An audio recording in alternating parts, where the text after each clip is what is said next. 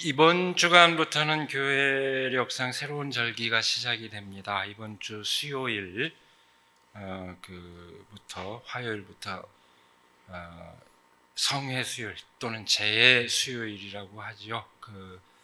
재를 뒤집어 쓰고 참회를 한다 그런 의미에서 성회 수요일이 시작이 되는데 이때부터 시작되는 이제 사순절이 이번 주간부터 시작이 됩니다. 바로 그런 시점에 오늘 우리는 예수님께서 제자들과 사람들에게 당신의 순환과 부활을 처음으로 예고하고 있는 말씀을 지금 마주하고 있습니다. 어떻습니까? 여러분, 이 말씀을 봉독하는 동안 어떤 느낌이 들었을지 모르겠는데 이 말씀은 정말 그 뜻을 제대로 알면 함부로 선포하기 어려운 그런 말씀입니다. 우리가 감히 감당할 수 있을지, 말씀의 의미를 제대로 안다면 함부로 얘기하기 어려운 그런 말씀입니다. 그러나 예수님의 이 말씀을 또 우회하거나 완화시켜서 이렇게 애들로 돌아갈 수도 없는, 마주하게 되면 또 그럴 수도 없는 그런 말씀입니다. 지난 주일에 우리가 말씀에 관해서 얘기했는데 히브리서의 말씀과 이사야의 말씀을 나누는데 정말로 양날과 같은, 양날 칼과 같은 말씀을 그렇게 비유했죠. 오늘 본문 말씀은 이 말씀 자체로 예리한 그런 칼과 같은 그런 말씀입니다. 오늘 말씀에 앞서는 부분 우리가 미처 함께 읽지는 않았습니다만 8장 27절에서 30절 말씀은 베드로가 예수님을 그리스도로 고백하는 내용입니다. 길을 가는 중에 예수님께서는 제자들에게 물었습니다. 사람들이 나를 누구라 하느냐? 제자들이 답했습니다. 세례자 요한이라고 합니다. 엘리야라고 하는 사람들도 있고 또 예언자 가운데 한 사람이라고 하는 사람들도 있습니다. 그렇게 답하자 다시 예수께서 물으셨습니다. 그러면 너희는 나를 누구라고 하느냐? 여기에 베드로가 대답했습니다. 선생님은 그리스도이십니다. 이 베드로의 대답은 정답이었습니다.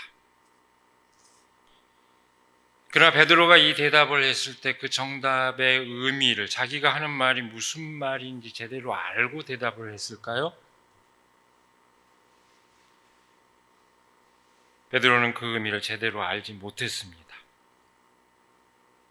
예수님께서는 당신이 고난을 받고 급기야는 죽음에 이르게 되었다가 다시 살아나실 것을 처음으로 예고했습니다. 오늘 말씀에서 그렇습니다.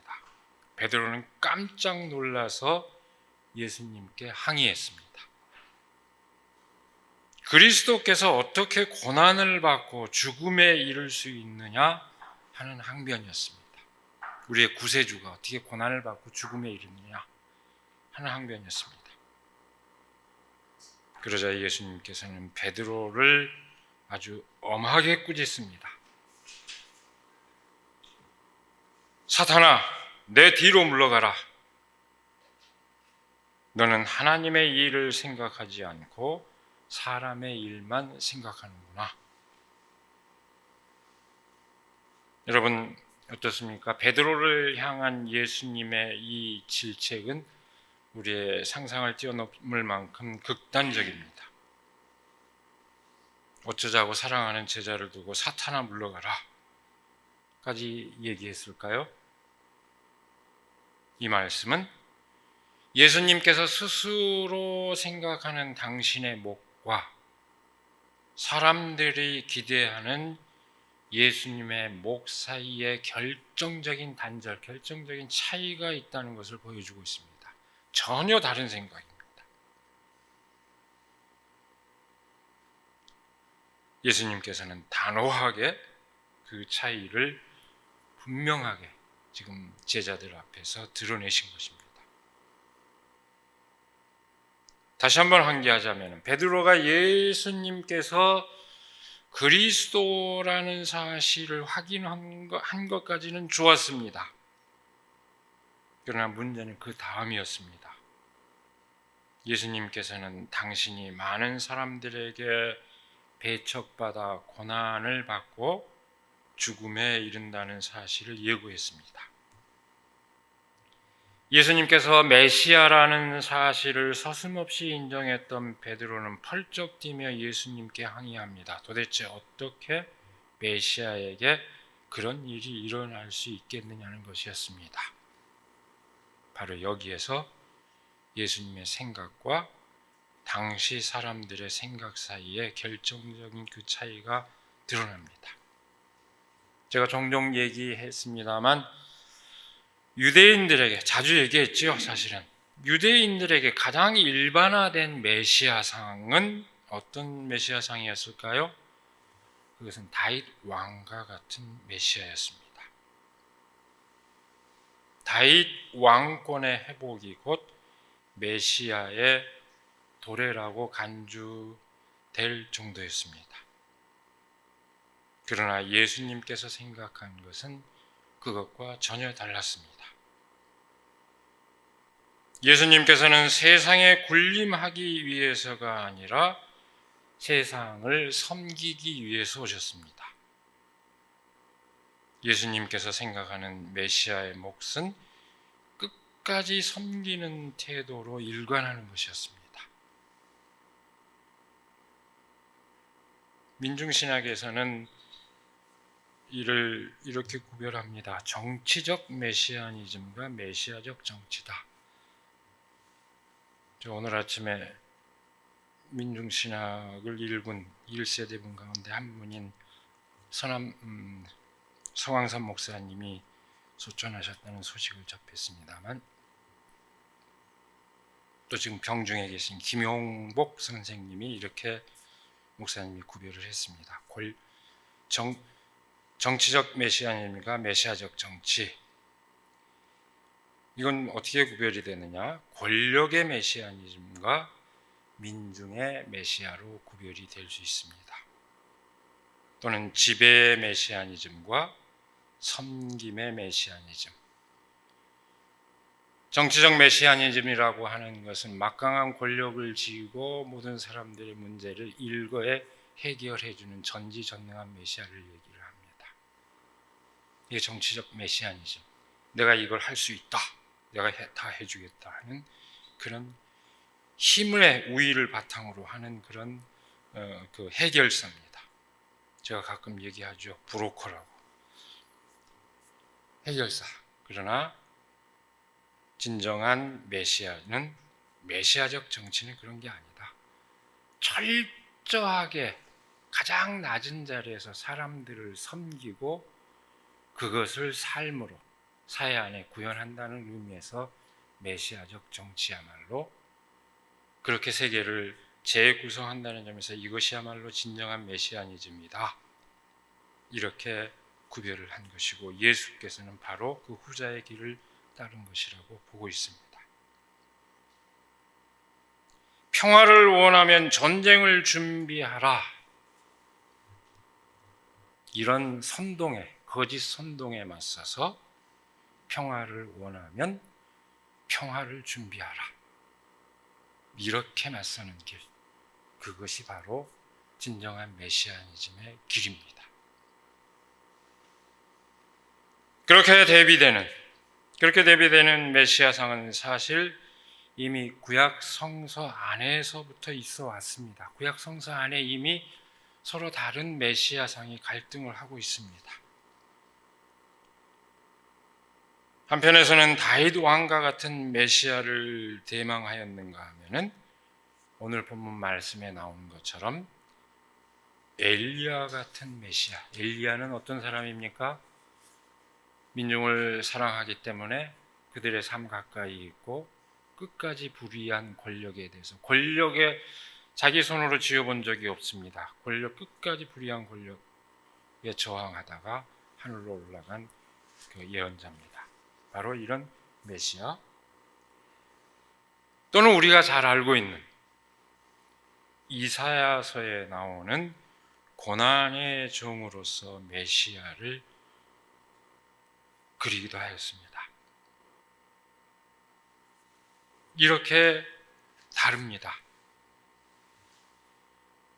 이 고난의 종으로서의 메시아, 그 정신이, 그 뜻이 뭘까요?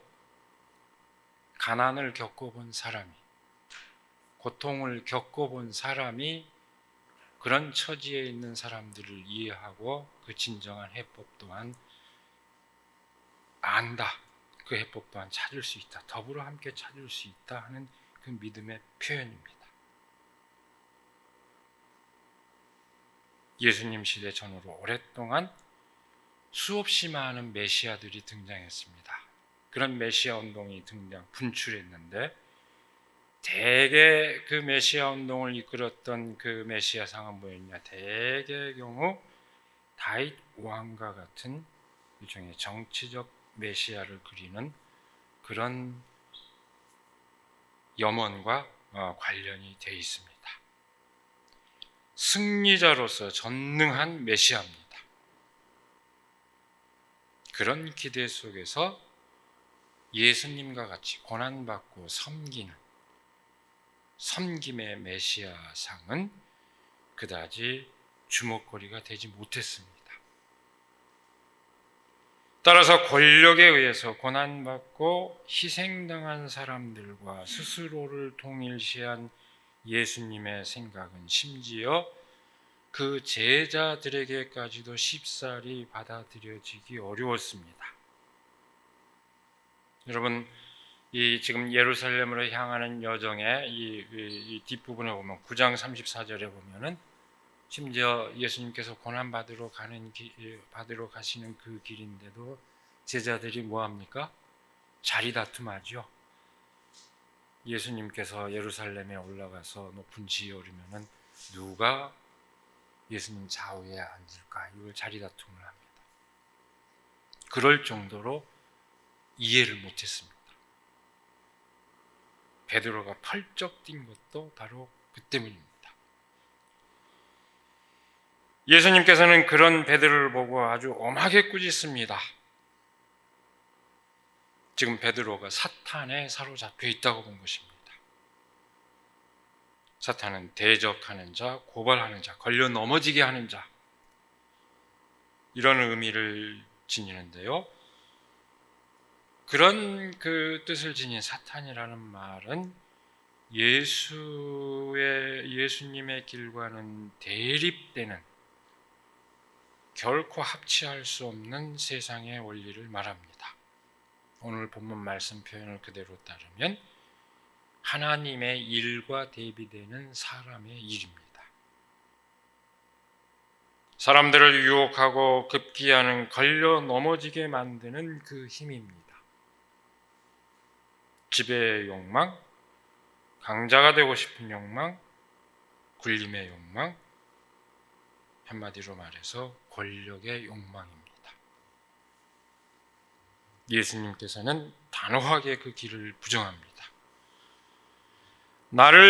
누구든지 나를 따라오려거든 자기를 부인하고 자기 십자가를 지고 나를 따라오너라. 누구든지 제 목숨을 구하고자 하는 사람은 잃을 것이요 누구든지 나와 복음을 위하여 제 목숨을 잃는 사람은 구할 것이다. 그리스도를 따르는 길은 자기를 부인하고 자기 십자가를 지는 길이라는 것을 말합니다. 그것이 진정한 생명을 누리는 길이라는 것을 말합니다. 여러분, 십자가를 진다는 게 어떤 의미입니까? 십자가를 진다는 것은 완전히 자기를 비운다는 것을 뜻합니다. 단도직입적으로 십자가는 무엇입니까? 그것은 죄인의 사형틀입니다. 그것도 로마의 시민권이 없는, 하잘것없는 사람들을 사형에 처하게 만든 사형틀입니다. 그 십자가를 진다는 것은 완전히 자기를 포기하고 결국 죽음에 이르는 길에 들어선다는 것을 말합니다. 그것은 달리 말하면 자기 공로와 자기의 의의를 완전히 부정하는 것을 뜻합니다. 지배의 욕망, 군림의 욕망, 권력의 욕망을 포기할 뿐만 아니라 그것을 거부할 뿐만 아니라 근본적으로 자기 공로에 의해서 스스로의 삶을 향유할 수 있다는 태도 자체를 완전히 부정하는 것을 뜻합니다.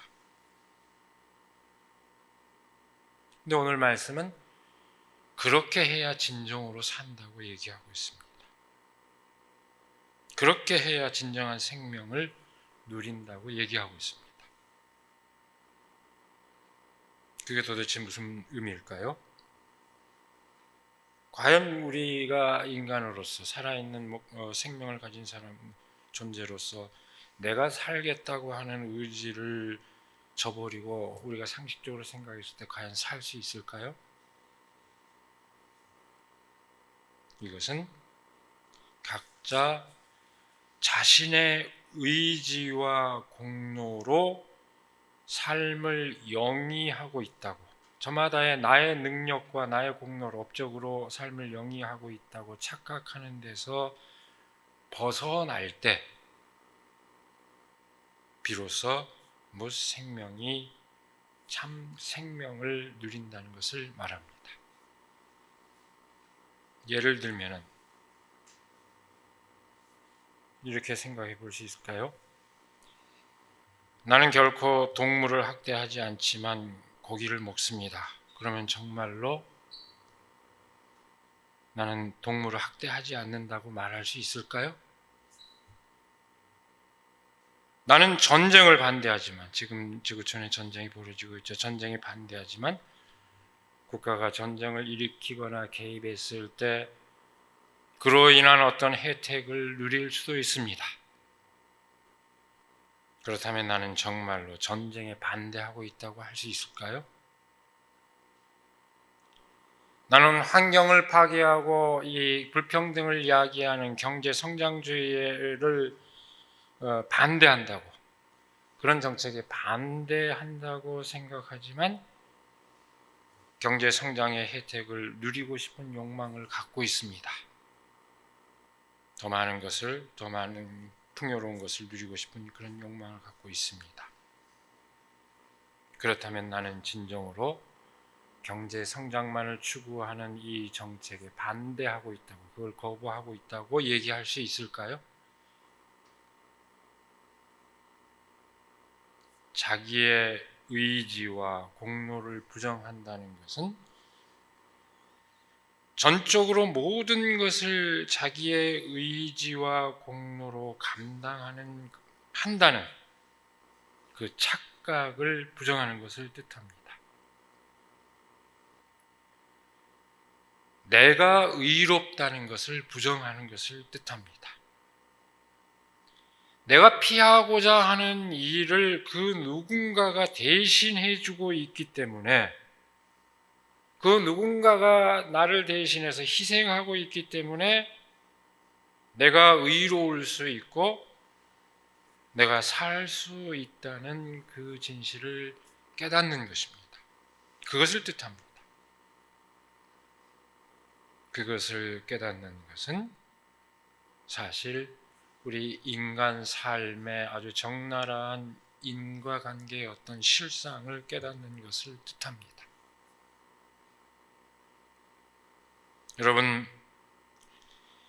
예수님께서 고난 받을 수밖에 없고 죽음에 이를 수밖에 없었던 것은 대제사장들과 율법학자들 그리고 로마 제국 때문만은 아닙니다. 소위 나쁜 놈들 때문만은 아닙니다. 여기 기록을 보면은 이들에 의해서 붙잡혀 죽을 거라고 되어 있죠. 우리 예수님은 그 나쁜 놈들 때문에 돌아가셨다고 생각을 하죠. 그러나 그 때문만은 아닙니다. 그분의 삶과 뜻을 헤아리지 못하는 사람들 때문에 오늘 절절한 기도에서 고백한 것처럼 강자를 선망하면서 강자가 되고 싶어 하는 바로 그 사람들 때문에 또한 그분은 고난받고 죽음에 이를 수밖에 없었습니다. 바로 우리들입니다. 예수 그리스도의 십자가의 길은 사실 그런 점에서 모든 사람의 수치를 드러내주는 사건입니다. 모든 사람들의 부끄러움을 드러내주는 사건입니다. 오로지 사랑을 실천한 분이 그런 처참한 극형에 처하게 된 것은 그분이 그런 극형에 처해지도록 다들 방조하였기 때문입니다. 십자가의 길이란 그렇게 우리가 인정하고 싶지 않은, 정말로 도망가 버리고 싶은 그 삶의 실상을 우리에게 드러내 보여주고 있습니다.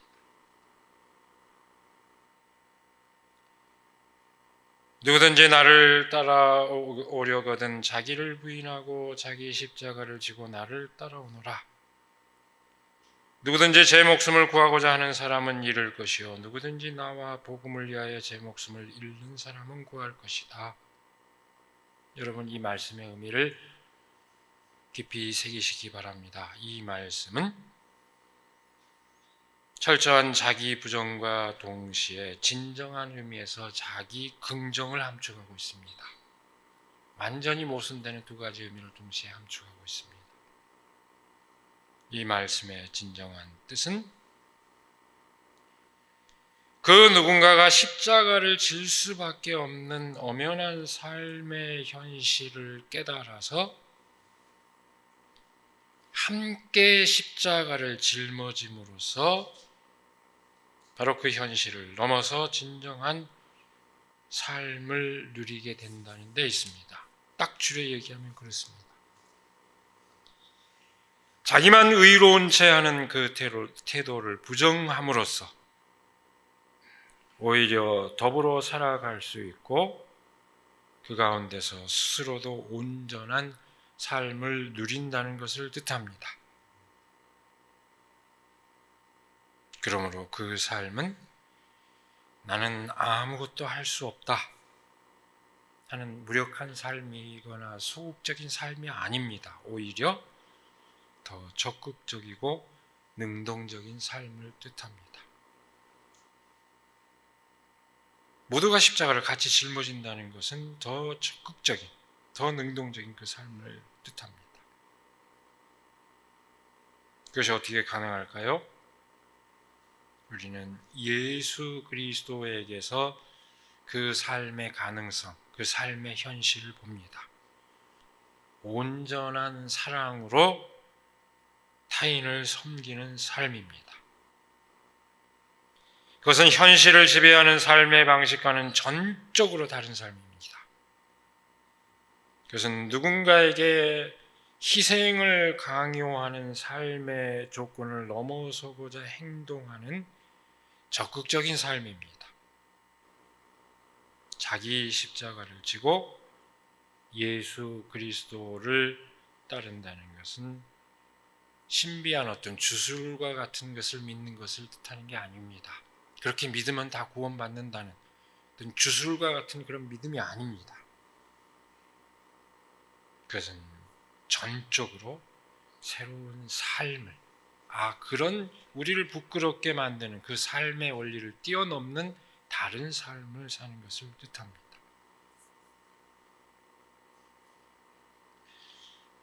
오늘 우리는 3.1절 기념주일로 그 뜻을 기리는 동시에 또 입학과 졸업으로 새로운 삶의 여정에 진입한 젊은이들을 축하하는 가운데 함께 지금 예배를 드리고 있습니다.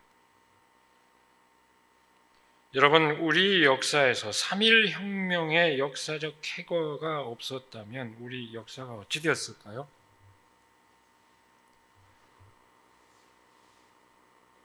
그래도 어찌어찌 열강에 의해서 독립국가를 보장받고 존속했을지 모릅니다. 그러나 극한의 나락과 그 고통을 경험하면서도 우리 한국 현대사는 처참한 그런 극한의 나락의 경험이었습니다. 그 고통을 경험하면서도 그것을 부단히 딛고 이루어서는 역동성을 과연 발휘할 수 있었을까요?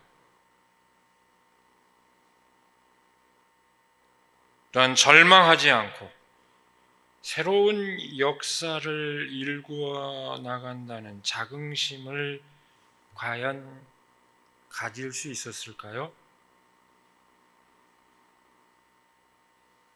이 시간 길게 얘기는 하지는 못합니다만 여러분, 동학을 열었던 최저의 깨달음, 내 마음이 곧 내 마음이다. 하늘의 뜻이 곧 내 마음이다. 내 마음이 곧 하늘의 뜻이다. 이 깨달음에서 시작했던 동학 이래 다시 한번 역사의 분수령을 형성한 3.1혁명의 그 사건은 우리 역사의 원동력이 되어왔고 오늘을 살아가는 우리들 모두의 자긍심의 근거가 되어왔습니다. 여러분, 언제 봐도 명문인 한 대목을 다시 한번 환기하고 싶습니다. 스스로를 책직하기에도 바쁜 우리에게는 남을 원망할 여유가 없다. 지금 우리가 할 일은 우리 자신을 바로 세우는 것이지 남을 파괴하는 것이 아니다. 양심이 시키는 대로 우리의 새로운 운명을 만들어가는 것이지 결코 오랜 원한과 한순간의 감정으로 셈이 나서 남을 쫓아내는 것이 아니다. 새로운 세상이 눈앞에 펼쳐지는구나. 힘으로 억누르는 시대가 가고 도의가 이루어지는 시대가 오는구나. 지난 수천 년 갈고 닦으며 길러온 인도적 정신이 이제 새로운 문명에 밝아오는 빛을 인류 역사에 비추기 시작하는구나. 김이 독립선언문의 한 대목입니다. 나를 바로 세우는 것이 남을 무너뜨리는 것이 아니라 오히려 더불어 세우는 길이 되어야 한다는 정신, 바로 그 정신입니다. 달리 말하면 민족의 자주 독립을 내세웠지만은 보편적인 세계 정신을 바탕으로 하는 독립선언의 그 숭고한 정신은 오늘의 상황에서도 결코 퇴색하지 않습니다. 역사적 사건으로서, 실제 벌어진 역사적 사건으로서 이 3.1 혁명은 더더욱 극적입니다. 그 표방한 정신이 놀라울 뿐만 아니라 실제 역사적 사건으로서 이 3.1 혁명은 더더욱 극적입니다. 동학에서 그랬었던 것처럼 이 3.1 혁명에 참여한 사람들에게 그 사건은 곧 자기를 내어주는 사건이요 죽음을 뜻했습니다. 얼마나 많은 사람들이 목숨을 내놓았고 얼마나 많은 사람들이 피를 흘렸습니까? 그것은 함석헌 선생님의 말씀처럼 순교였습니다. 길거리에서 만세를 외치는 것, 그것은 곧 순교를 의미했습니다. 실제로 순교였습니다.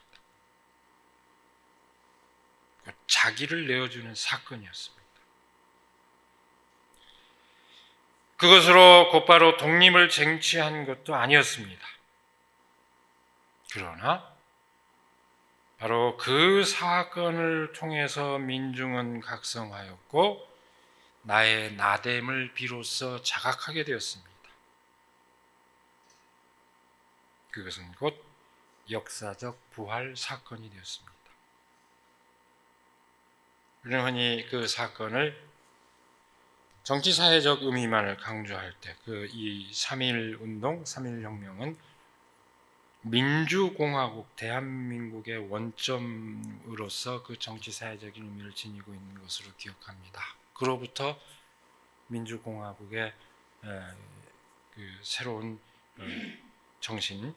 정치사회적인 것이 보편화되는 그런 계기가 됐습니다. 그렇게 되게 기억을 하지만 그렇게 그 의미가 한정되지 않습니다. 이 땅을 살아가는 사람들의 스스로의 정체성을 형성한 사건이라는 점에서 이것은 사상사적 측면에서 철학적으로 재해석되어야 되는 사건입니다. 더불어 고난과 부활의 역사를 이 역사의 현장에서 아주 분명하게 드러낸 사건이라는 점에서 신학적으로 재해석되어야 되는 사건입니다. 정치사회적 사건만이 아니고 철학적이고 신학적인 그런 사건입니다. 죽음으로써 오히려 살아낸 사건, 자기 십자가를 짊어짐으로써 모든 사람의 십자가를 벗겨버린 그런 사건입니다. 이 놀라운 사건을 생각하면 그 정신을 욕되게 하는 정치인들, 제가 요새 입이 좀 세졌는데 무식한 놈들이 엉뚱한 얘기를 하고 있는 거 보면 속이 터질 지경입니다.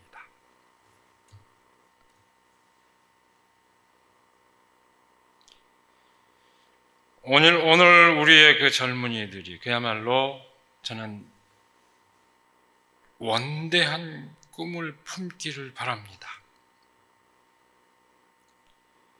자기 혼자 살 길을 찾는 것만이 유일한 길인 것처럼 강요하는 이 부조리한 사회적 틀에 매여서 움츠려 들어야 할 이유가 없습니다.